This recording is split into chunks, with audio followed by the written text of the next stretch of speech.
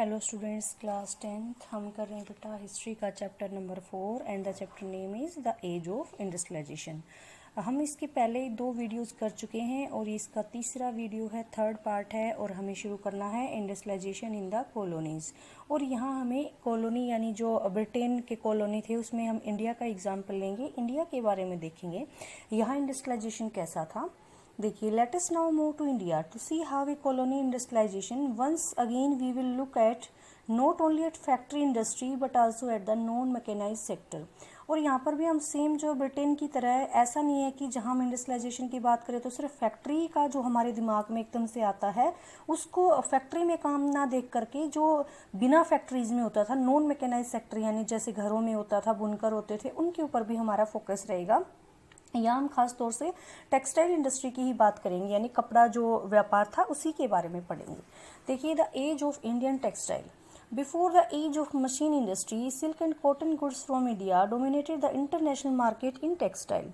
यानी कि जब तक मशीनी जो इंडस्ट्रियलाइजेशन नहीं आया था, औद्योगिकरण नहीं हुआ था, तब भी इंटरनेशनल मार्केट में जो भारत में बना सिल्क और कॉटन के गुड्स यानी कपड़े थे उसका काफ़ी दबदबा था, यानी वहाँ इसकी अच्छी डिमांड थी। Courser cotton work produce in many country. Courser होता है मोटा, मोटा जो कपास होता था वो तो काफ़ी सारी कंट्रीज में होता था, but the फाइनर variety often come from India. लेकिन जो बारीक किस्म का कॉटन था वो सिर्फ इंडिया में ही मिलता था। Armenian Persian merchant took the goods from Punjab to Afghanistan, eastern Persia and central Asia. Armenian, आर्मेनियाई कंट्री के जो वासी होंगे उसको आर्मियन बोला है। आर्मियन फारसी के जो मर्चेंट थी वो गुड्स को पंजाब से अफगानिस्तान होते हुए फिर ईस्टर्न पर्सिया यानी ईस्टर्न पर्सिया और सेंट्रल एशिया, मध्य एशिया तक लेकर जाते थे। Bales of fine textile, bales यानी महीन कपड़ों के जो थान होते थे ना, बारीक कपड़ों के थान वो क्या करते, कैमल्स की बैक के ऊपर उनको लाद करके नॉर्थ वेस्ट फ्रंटियर के थ्रू माउंटेन पासिस यानी कि जो पर्वतों के पहाड़ों के बीच में जो जगह होती है, दर्रे होते हैं, वहां से और डेजर्ट को क्रॉस यानी पार करके चले जाते। A vibrant sea trade operated through the main pre colonial port. और इस तरह से जो है ट्रेड के ऊपर प्री कॉलोनियल यानी टाइम कॉलोनियल हम जब बने नहीं थे, कॉलोनी जब हम ब्रिटिश के थे नहीं, उससे पहले हमारा जो ट्रेड था वो काफ़ी फल फूल रहा था समुद्र के रास्ते से। और उस समय पर जो सूरत था कोस्ट गुजरात पर, यानी कि सूरत का जो पोर्ट था, बंदरगाह था, वो गल्फ को और रेड सी को कनेक्ट करता था इंडिया से। मछलीपट्टनम कोरोमंडल तट से कोस्ट से और हुगली बंगाल से had trade link with southern Asian port. और इस तरह से हम साउथ ईस्ट एशिया से भी जुड़े हुए थे। तो ये जो पोर्ट हमने जिक्र किया है ये काफ़ी फल फूल रहे थे, बड़ा अच्छा खासा व्यापार यहाँ पर चल रहा था। A variety of Indian merchant and banker. Banker वो होते थे जो अब इस ट्रेड के अंदर जो लोगों को पैसा उधार देते थे, तो उसको बैंकर कहते थे।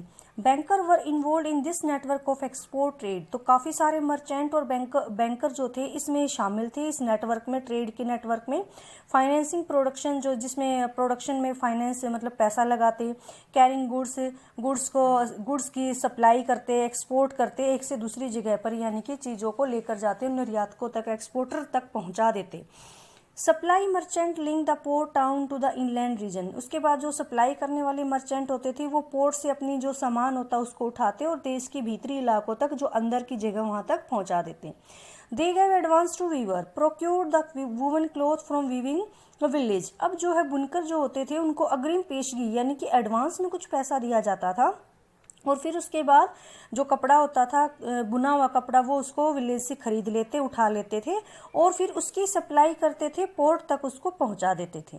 अब पोर्ट पर पहुंचाने के बाद at the port the big शिपर and export merchant had broker who negotiated the price and board goods from the supply merchant operating inland.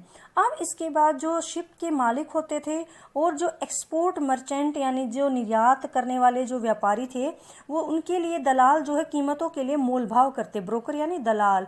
तो ये आपस में नेगोशिएटिंग यानी मोल भाव करते, चीज़ों के प्राइसेस को तय करते, फिर गुड्स को खरीदते और आगे जो है ये सौदागर आगे माल खरीद करके और आगे इसको सप्लाई कर देते थे। By the 70-50s this network control by Indian merchant. 70-50 तक ये जो सारा नेटवर्क था ये भारत के व्यापारियों के अंडर में था, कंट्रोल में था। ये धीरे धीरे टूटने लगा। The European company gradually gain power. अब धीरे धीरे हमारी कंट्री के अंदर यूरोपियन कंपनी जा गई थी ट्रेड करने के लिए। For securing A variety of concession from local court. सबसे पहले तो उनका स्टेप क्या था, उन्होंने लोकल कोर्ट यानी जो स्थानीय दरबार होते थे राजाओं की, वहां से कुछ कंसेशन यानी रियायतें या छूट हासिल कर ली, और कुछ जो ट्रेड होता था उसके ऊपर अपने मोनोपोली राइट ले लिए कि इस ट्रेड को तो हम ही करेंगे। This resulted in a decline of the old port of Surat and Hooghly through which local merchant had operated। और ऐसा करने से जो पुराने पोर्ट थे वो कमजोर पड़ते चले गए, जैसा कि सूरत और हुगली के साथ ऐसा ही हुआ था, जिनको कि हमारे लोकल मर्चेंट सौदागर जो है ऑपरेट कर रहे थे। Export from these port fail dramatically, यानी इनका जो एक्सपोर्ट है अचानक से कम हो गया। The credit that had finance the earlier trade begin drawing up and local banker slowly went bankrupt. अब जो है क्रेडिट जो लोग दिया करते, फाइनेंस दिया करते, वो लोग अब जो है क्या करने लगे, धीरे धीरे कर्जे में जाने लगे। जो कर्ज, जिस कर्ज से व्यापार चल रहा था, ट्रेड चल रहा था, वो खत्म होने लगा। और जो लोग बैंकर का काम करते थे वो लोग दिवालिया, बैंकरप्ट होता दिवालिया, जिनके पास कुछ नहीं रहता, तो वो दिवालिया होने शुरू हो चुके थे। In the last year of 17th century the gross value of trade that pass through Surat had been rate 16 million. अब कहता है कि जो सूरत में 17th सेंचुरी के लास्ट मतलब सालों के अंदर जो ट्रेड हुआ था वो 1.6 करोड़ रुपए का था, जो 70-40 के डिकेड तक आते आते गिरकर सिर्फ 3 बिलियन यानी कि 30 लाख रुपए तक का ही रह गया था। नेक्स्ट देखिए,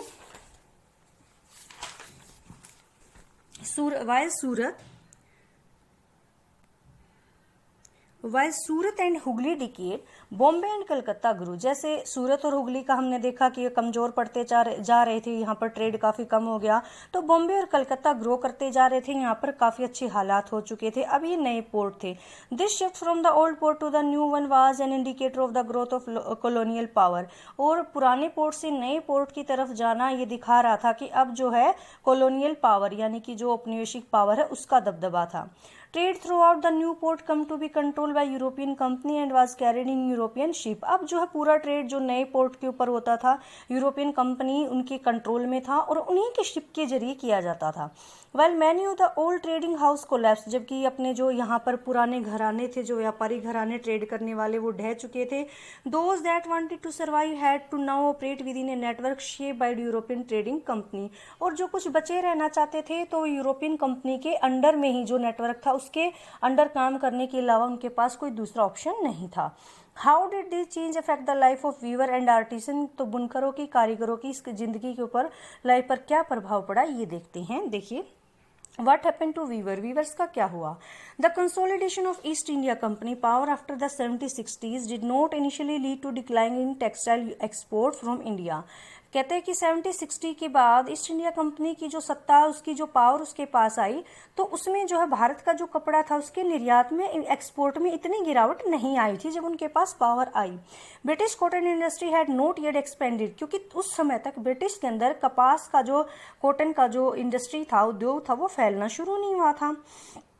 and Indian fine textile were in great demand, जबकि हमारे भारत में बने कपड़ों की डिमांड यूरोप में बहुत ज़्यादा थी। So the company was keen to expanding textile export from India. इसलिए कंपनी जो है भारत में कपड़े के निर्यात को ही और ज़्यादा फैलाना चाहती थी, बढ़ाना चाहती थी। Before establishing political power in Bengal and Karnataka in the 70-60 and 70-70, The East India Company had found it difficult to ensure a regular supply of goods for export। जब तक कि कंपनी के पास बंगाल और कर्नाटका की पॉलिटिकल पावर यानी राजनीतिक सत्ता उनके हाथ में नहीं आई थी, तब तक ईस्ट इंडिया कंपनी को एक्सपोर्ट करने के लिए लगातार सप्लाई यानी माल नहीं मिल पाता था आसानी से। क्यों नहीं मिल पाता था? क्योंकि उस समय पर एक अकेली कंपनी ये नहीं थी, इसके अलावा भारत में और भी बहुत सारी ट्रेडिंग कंपनियां थी, जैसे द फ्रेंच, डच, पोर्टिजियस यानी पुर्तगाली, as well as local trader compete in the market to secure woven cloth. इसके अलावा बहुत सारे जो फ्रांसीसी, डच और पुर्तगाली और साथ साथ में अपने लोकल यानी स्थानीय व्यापारी, सब के अंदर मुकाबला रहता था जो कपड़े हैं उनको खरीदने के लिए। So the weaver and supply merchant could bargaining and try selling to produce to the best buyer. तो आपस में मर्चेंट के बीच में और खरीदारों के, उसके बेचने वालों के बीच में, बुनकरों के बीच में मोल भाव होता था और जो सबसे ज्यादा ऊंची कीमत लगाता सामान या माल उसी को मिल जाता था। In this letter In their letter back to London, company official continuously complained of difficulties of supply and the high prices. जब कंपनी जो है क्या करती थी कि अपनी जो लेटर लिखती थी उसमें लंदन भेजती थी, उनमें भी बार बार उसने यही जिक्र किया है कि हमें जो है कंटिन्यूस माल की सप्लाई नहीं मिलती है और कीमतें भी बहुत ज़्यादा बढ़ी हुई हैं, तो कंटिन्यूस वो इस तरह की प्रॉब्लम का सामना कर रही थी. However, once the East India Company established political power, it could assert a monopoly right to trade. और जैसे ही कुछ कंपनी के हाथ में पावर आई तो सबसे पहले उसने ट्रेड के ऊपर मोनोपोली यानी एकाधिकार कर लिया, यानी उसके अलावा और कोई ट्रेड नहीं करेगा, ऐसे रिस्ट्रिक्शंस लगा दी. It proceeded to develop a system of management and control. इसको करने के लिए उसने एक ऐसा सिस्टम बनाया इसको मैनेज और कंट्रोल करने के लिए, दैट वुड एलिमिनेट कंपटीशन, कि इस कंपटीशन को खत्म कर दिया, कॉस्ट को कंट्रोल में कर लिया, रेगुलर सप्लाई और गुड्स की कॉटन की होती रही ये इंश्योर कर लिया, ये सुनिश्चित कर लिया. This it did through a series of step, और इसको कई सारे स्टेप्स में यानी चरणों में किया. फर्स्ट क्या था देखिए. The company tried to eliminate the existing trader and broker connected with the cloth trade and establish a more direct control over the weaver. सबसे पहले तो जो स्थानीय जो ट्रेडर थे और ब्रोकर यानी जो बीच में दलाल होते थे, जो आपस में कंपनी के और लोगों के वीवर के बुनकर के बीच की कड़ी थी, उसको तोड़ दिया और वो डायरेक्ट कंट्रोल करना चाहते थे बुनकरों के ऊपर. It appointed a paid servant called the gomastha. इसके लिए उन्होंने अपने सैलरी के ऊपर सर्वेंट अपने अपॉइंट कर दिए जिनको गुमास्ता कहते थे, जो वीवर को सुपरवाइज करते, कलेक्ट करते, सप्लाई को एग्जामिन करते कि क्वालिटी अच्छी है या नहीं है. Second one is it prevented company weaver from dealing with other buyer. और जो दूसरी चीज थी ये कि बुनकर जो है किसी और खरीदार के साथ अपना कोई कारोबार नहीं करेंगे. One way of doing this was through the system of advance. इसके लिए उन्होंने सबसे पहले क्या किया, पेशगी रकम देनी शुरू कर दी. पेशगी होता पहले से उनको एडवांस दे दो. फिर क्या करते, once an order was place the weaver were given loan to purchase the raw material for their production. एक बार ऑर्डर जिसको मिल जाता तो उसको लोन दे दिया जाता ताकि वो कच्चा माल खरीद सके अपने प्रोडक्शन के लिए. दो जो टुक लोन, और जिसने लोन ले लिया तो वो had to hand over the cloth they produce to the gomastha. और जिसने लोन ले लिया वो अपना सारा बनाया हुआ कपड़ा सिर्फ गुमास्ता को ही बेचेगा और किसी को नहीं देगा. They could no take it any other trader. तो वो किसी और दूसरे व्यापारी के साथ तो ट्रेड कर ही नहीं सकता. As loan flowed in and demand for fine textile expanded weaver eagerly took the advance. और लोन जैसे जैसे कर्जे मिल रहे थे और बारीक कपड़े की डिमांड बढ़ रही थी तो लोग ज्यादा कमाई के लिए, होपिंग टू अर्न मोर, ज्यादा कमाई की आस में कि पैसा ज्यादा बन जाएगा, जल्दी यानी उत्सुकता पूर्वक इस लोन को ले लेते थे. Many weaver had small plant. कुछ के पास स्मॉल प्लांट थे, जैसा हमने पीछे भी पढ़ा था, वो इसके साथ साथ क्या करते थे, अपने खेतों में काम करते थे. अब उन्होंने क्या करना शुरू कर दिया, जो अपने प्लॉट थे उसको लीज यानी कि बटाई पर देना शुरू कर दिया और पूरा का पूरा अपना जो डिवोशन, अपना जो टाइम था वो किसको देना शुरू कर दिया, वीविंग को, बुनकरी को. Weaving in fact require the labour of the entire family. Actual में उनको जो है लेबर की जरूरत पड़ती थी, तो सारे घर वाले एक साथ मिलकर के सारे काम को करते, जिसमें बच्चे, महिलाएं, बुजुर्ग सब शामिल होते थे. कई सारे स्टेजेस होते हैं वीविंग के, तो उसमें हर कोई बंदा कुछ न कुछ अपना योगदान दे देता था. सुन However, in many weaving villages there were report of clash between weaver and गुमास्ता. धीरे धीरे करके ऐसी जो है न्यूज आने लगी कि जो बुनकर होते हैं और जो गुमास्ता, उनके बीच में गांव में टकराव होना शुरू हो जाता. Earlier supply merchant had very often lived within the weaving village and had a close relationship with the weaver, looking after their need and helping them to in time of crisis. पहले जो merchant यानी सौदागर होते थे वो स्थानीय होते थे, गांव में रहते थे और लोगों के साथ जुड़े हुए होते थे. जब भी लोगों को जरूरत होती, संकट आता, तो उनके संकट के समय पर वो मदद कर दिया करते थे, यानी वो काफी सोशल थे. लेकिन अब जो the new gomastha were outsider, जो अपॉइंट कर रखे थे गुमास्ता, वो बाहर के बंदे थे. With no long term social link, उनका सामाजिक संबंध गांव से कोई नहीं था. दे एक्ट एरोगेंटली, वो बड़े गुस्से में, अड़ियल स्वभाव में लोगों से बात करते. मार्च इनटू विलेज विद सिपाही एंड पियन, और अपने साथ सिपाहियों को और पियंस को लेकर आते. और जो भी सामान बनाने में, अपनी सप्लाई देने में डिले करता तो उसको अक्सर जो है पीटा जाता या फ्लोगिंग डैम यानी कि कोड़े भी बरसाए जाते. The weaver lost the space to bargaining for price and sell to different buyer. अब लोगों के पास यानी बुनकरों के पास ऐसा भी ऑप्शन नहीं बचा कि वो जो है दूसरे ट्रेडर को अपना सामान बेच दें या मोल भाव करें, ये भी उनके पास ऑप्शन नहीं रहा था। और जो प्राइस कंपनी तय कर देती वो बड़े ही, और कंपनी बहुत ही मिजरेबल यानी बहुत लोग बड़े मुश्किल से उनका गुजारा हो ऐसे प्राइस तय करती, उन्हीं के ऊपर अपना सामान उनको बेचना पड़ता। And the loan they had accepted tied them to the company, और लोन में लेने के कारण उनके हाथ बंधे होते कि वो कंपनी के साथ जुड़े हुए हैं, इसलिए वो अपना सारा का सारा किसको देते, कंपनी को ही सारा सामान बेच देते। In many places in Karnataka and Bengal weaver deserted village. In many places in Karnataka and Bengal, weaver deserted villages and migrated, setting up looms in other villages where they had some family relation.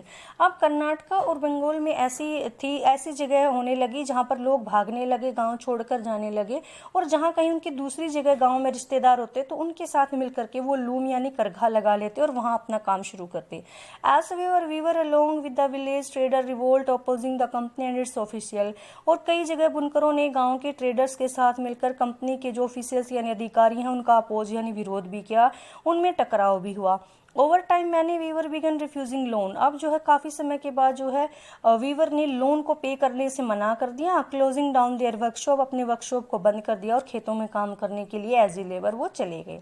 But the turn of 19th century cotton weaver faced a new set of problem, लेकिन यहीं उनकी problem खत्म नहीं होती हैं, अब और नई तरह की प्रॉब्लम उनके सामने आ जाती हैं। वो क्या होती हैं देखिए।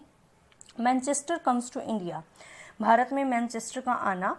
In 1772, Henry Patullo, a company official, have ventured to say that demand for Indian textile could never reduce since no other nation produced goods of the same quality. 1772 में ईस्ट इंडिया कंपनी के एक अफसर होता था Henry पटुलो, उसने कहा था कि भारत के कपड़े की डिमांड कभी भी कम नहीं हो सकती क्योंकि दुनिया में किसी भी और देश में इतना अच्छा माल इतनी बढ़िया क्वालिटी का बनता ही नहीं। Yet by the beginning of the 19th century we see the beginning of the long decline in textile export from India, लेकिन 19th सेंचुरी में हम देखते हैं कि कपड़े के निर्यात में काफ़ी गिरावट आने लगी जो काफ़ी लंबे समय तक चली। 1811 से 12 में जो कॉटन का टोटल एक्सपोर्ट था वो 33% था, जो कि 1850 और 51 में आकर सिर्फ 3% रह गया। तो वाई डिड दिस हैपन, ऐसा क्यों हुआ देखिए। As cotton industry developed in England, industrial group began worrying about import from other countries. जब इंग्लैंड के अंदर कॉटन इंडस्ट्रियाँ सेटअप होना शुरू हो गई, जब उनका विकास होने लगा, तो वहाँ के जो लोग थे वो इस बात से दुखी थे, परेशान थे कि जो बाहर से सामान आ रहा है, माल आ रहा है, तो सबसे ज़्यादा जो है तो लोग उसी को खरीदेंगे, उनका जो बना हुआ सामान हो गया, माल होगा, उसको नहीं खरीदा जाएगा। यानी जो उद्योगपति थे दूसरे देशों से आने वाले आयात को लेकर परेशान थे। दे परसुएडेड द गवर्नमेंट, उन्होंने गवर्नमेंट के ऊपर दबाव डाला कि जो इम्पोर्ट ड्यूटी है उसको बढ़ा दिया जाए कॉटन टेक्सटाइल पर, ताकि जो मैनचेस्टर गुड में यानी Manchester good could sell in Britain without facing any problem. Manchester में जो कपड़ा बन रहा है, मैनचेस्टर सिटी का नाम है बेटा, वहाँ की जगह का नाम है इंग्लैंड के अंदर, जहाँ सबसे पहले जो है इंडस्ट्रियाँ सेटअप की गई थी। तो मैनचेस्टर में जो कपड़ा बन रहा है, गुड्स बन रही हैं, उनको बिना किसी प्रॉब्लम के हम ब्रिटेन के अंदर बेच सकते हैं जब कोई बाहर से कंपटीटर नहीं आएगा। Eight the same time industrialist persuaded the east India company, और उसी समय पर जो इंडस्ट्रियलिस्ट थे उन्होंने ये भी दबाव डाला ईस्ट इंडिया कंपनी के ऊपर, जो भारत में बैठी थी ब्रिटेन की कंपनी, कि वो जो है इंडिया के अंदर इसको मैनचेस्टर में बने हुए गुड्स को बेच दें, यानी इंडिया में उसका मार्केट बना ले। Exporter of British cotton goods increase dramatically in early 19th century, और इस तरह से जो निर्यात था वो काफ़ी बढ़ भी गया था। At the end of the 18th century, there had been virtually no import of cotton piece goods into India. End of the 18th century, 18th century के आखिर तक भारत में जो उत्पादन है, भारत में उत्पादों का जो आयात था वो न के बराबर था, यानी कि हम कोई भी सामान बाहर से नहीं मंगवाते थे, खास करके जो कपड़ा, क्योंकि हमारी ज़रूरतें पूरी करने के बाद हम बाहर भी बेच देते थे या उसको एक्सपोर्ट कर देते थे। तो 18th सेंचुरी के एंड तक हमने कोई भी ऐसा इंपोर्ट नहीं किया था कि हमने कॉटन को मंगवाया हो। तो कहता है कि 80-50 में जो पीस गुड्स कंस्टिट्यूटेड और 31%, और 80-50 तक आते आते जो कॉटन था उसका आयात या इंपोर्ट 31% हो गया, और जो 80-70 तक आते आते ये जो डाटा था ये 50% के क्रॉस कर गया। देखिए, कॉटन वीवर इन इंडिया दस फेस 2 प्रॉब्लम। तो ऐसा करने से जो कॉटन वीवर थे उनके सामने दो तरह की प्रॉब्लम आई। At the same time their export market collapsed. एक तो जो उनका एक्सपोर्ट का मार्केट यानी निर्यात का बाजार था वो ढह गया, दूसरा जो उनका लोकल मार्केट था श्रिंक यानी कि कम हो गया उसका, वो सिकुड़ गया। बीइंग ग्लूटेड विद मैनचेस्टर इंपोर्ट, क्योंकि मैनचेस्टर से बनी हुई चीज़ों की अधिकता के कारण। Produced by machine at lower cost.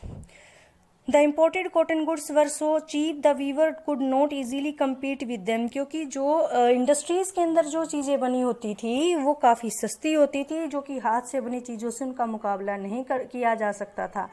By the 1850s, report from most weaving region of India narrated story of decline and desolation।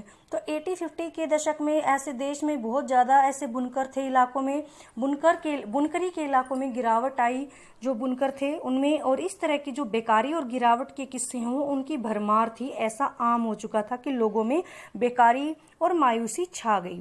By the 1860s, weaver faced a new problem। 1860 में फिर से नई problem I. They could not gate sufficient supply of raw cotton of good quality. उनको जो है अच्छी quality का cotton यानी कपास नहीं मिल पाता था। When the American civil war broke out, जब अमेरिका में गृह युद्ध शुरू हो गया तो जो सप्लाई यूएस करता था ब्रिटेन को वो बंद हो गई। यानी पहले ब्रिटेन अमेरिका से कॉटन की सप्लाई मंगवाता था माल को, वो बंद हो चुका। अब ब्रिटेन किसकी तरफ मुड़ गया? इंडिया की तरफ। Britain turn to India. As raw cotton export from India increase the price of raw cotton shot up. और अब जो है कॉटन भारत से कहाँ जाने लगा? इंग्लैंड में जाने लगा। Weaver in India were starved of supply and forced to buy raw cotton at exorbitant prices. In this situation weaving could not pay। और अब जो है भारत में कच्चे कपास के एक्सपोर्ट के कारण इसकी कीमतों में इतनी वृद्धि होगी कि वो आसमान छूने लगी, और भारत के जो बुनकर थे उनको कच्चे माल के लिए बड़ी मुश्किलें सामने आई कि वो कच्चा माल इतनी ऊंची कीमतों के ऊपर तो नहीं खरीद सकते। और किसी को अगर मिलता भी किसी को अगर मान लो कॉटन मिलता भी तो वो बड़ी मनमानी कीमत के ऊपर मिलता, यानी जो चाहे वो सामान की कीमत बेचने वाला उनसे ले सकता। तो ऐसे में बुनकरी के सहारे पेट पालना अब उनके लिए असंभव हो गया था कि अकेले बुनकरी का काम करके हम किस तरह से अपने बच्चों का पेट पाल सकते हैं। ये बड़ी मुश्किल उनके सामने आ चुकी थी। Then by the end of the 19th century weaver and other craft people face yet another problem. अब कहते हैं 19वीं सदी के आखिर में बुनकरों और कारीगरों के सामने और भी समस्याएं आई। Factory in India began production. अब तो भारत के अंदर ही कारखाने सेटअप हो गए, वहां पर प्रोडक्शन होने लगा। Flooded the market with machine goods. और बाजार में कारखानों में बनी हुई चीज़ों की जैसे बाढ़ सी आ गई हो, यानी हर जगह इंडस्ट्री का कारखानों का बना हुआ सामान दिखाई देता था। How could weaving industry possible survive. तो ऐसे में जो बुनकरी का उद्योग था वो कैसे सर्वाइव कर पाता था, इसीलिए वो सर्वाइव नहीं कर पाया। चलिए बेटा फिर मिलते हैं नेक्स्ट पार्ट में। इस पार्ट को हम यहीं फिनिश करते हैं।